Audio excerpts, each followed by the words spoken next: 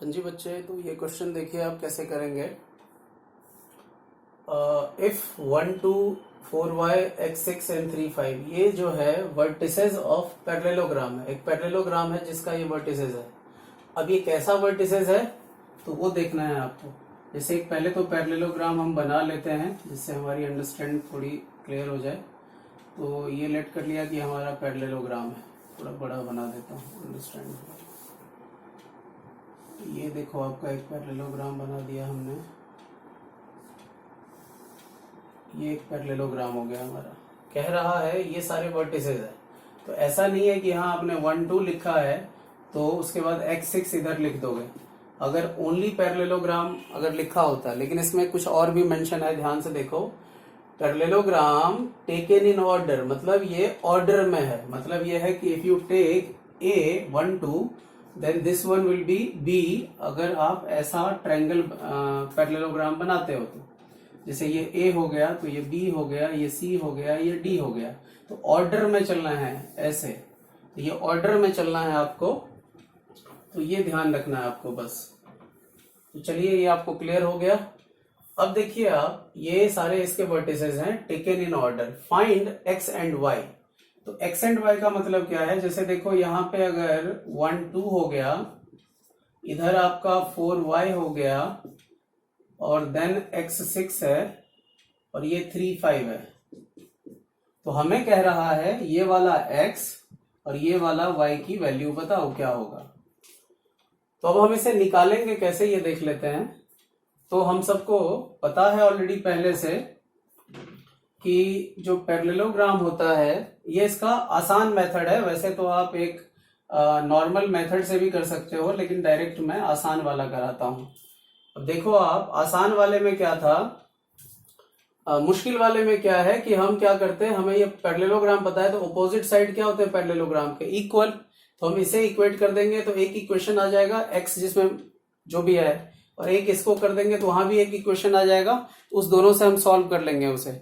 लेकिन प्रॉब्लम क्या है हमारे पास, मतलब इधर भी एक्स वाई का इक्वेशन आएगा, इधर भी मान लो एक्स वाई का इक्वेशन आ गया। तो ऐसे केस में तो आप कोई भी एलिमिनेशन या जो भी मेथड लगा के आप सॉल्व करोगे आएगा, लेकिन थोड़ा सा लेंदी है। दूसरा मेथड है वो ज्यादा इजी है। कैसे, वो देखिए आप क्या करो, इसके डायगोनल को ज्वाइन कर दो। डायगोनल को ज्वाइन कर दिया, इसके भी कर दो। और हमें पता है कि डायगोनल जो होते पैरेललोग्राम का वो बाइसेक्ट करते हैं एक दूसरे को।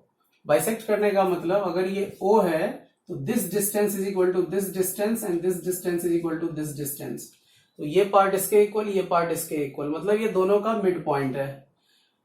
तो देखो मिड पॉइंट जब है, अगर ये AC का मिड पॉइंट है तो हम डायरेक्ट मिड पॉइंट फॉर्मूला लगा लेंगे। और मिड पॉइंट फॉर्मूला हमें पता है कि वो लगाना इजी होता है। और क्या होता है mid point formula?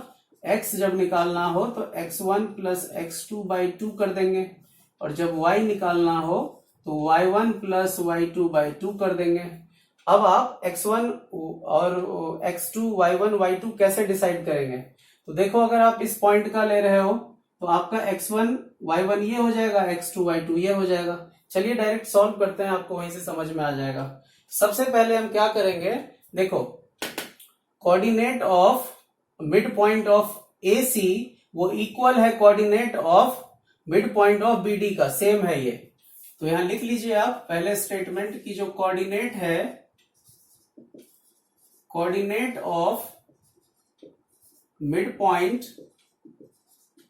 Of AC, ये जो है ये इक्वल है coordinate of mid point of AC, और दूसरा है BD। ये दोनों का ये इक्वल है कोऑर्डिनेट। आप बोलोगे ये इक्वल क्यों है, तो ये आपको थोड़ी देर में समझाऊंगा सॉल्व करने के बाद ये इक्वल है क्यों।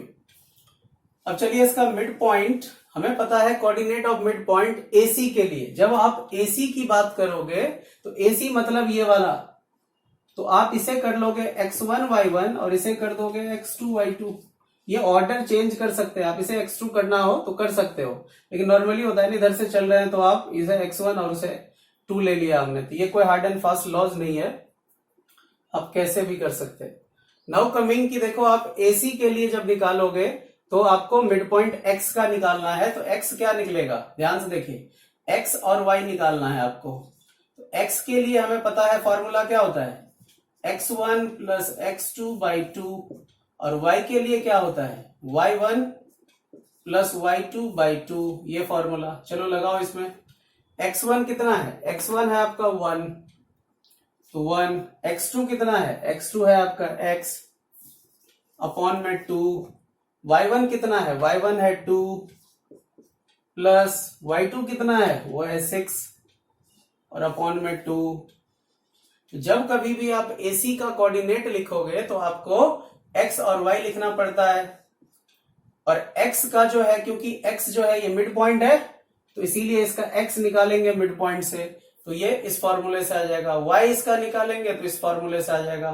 फाइनली आ गया 1 प्लस एक्स बाई 2, और ये हो गया 8 बाई 2। तो 8 बाई 2 तो सीधा 4 कर देता हूं मैं काट के, ये सीधा 4 हो गया। तो हमारे पास फाइनली देखो ये निकल गया, ये हमारा x निकल गया, ये हमारा y निकल गया, ये x निकल गया, ये y निकल गया, ये यही x y है। अब आ जाते हैं हम इसके लिए BD के लिए भी हम क्या करेंगे, ये जो BD है इसके लिए भी हमें x y निकालना पड़ेगा। तो x का फॉर्मूला उसी तरीके से और y का फॉर्मूला इसी तरीके से। x निकालने का फॉर्मूला क्या है, तो ये मिड पॉइंट का x है, वो ध्यान रखना। इसके लिए x निकालना है तो यही formula, x1 plus x2 by 2, और y के लिए क्या हो जाएगा, y के लिए हो जाएगा y1 प्लस y2 बाई 2। इधर वैल्यू पुट करो, x1 कितना है, अभी हम BD के लिए निकाल रहे हैं, तो अब इधर BD, तो B पहले आया है तो नॉर्मली हम उसे x1 y1 ले लो और D को x2 y2 ले लो आप। आई होप आपको अंडरस्टैंड हो गया होगा कि किधर भी हम ले सकते हैं। तो वैल्यू पुट करो, x1 कितना है, x1 है इधर देखो 4, तो 4 लिख लो।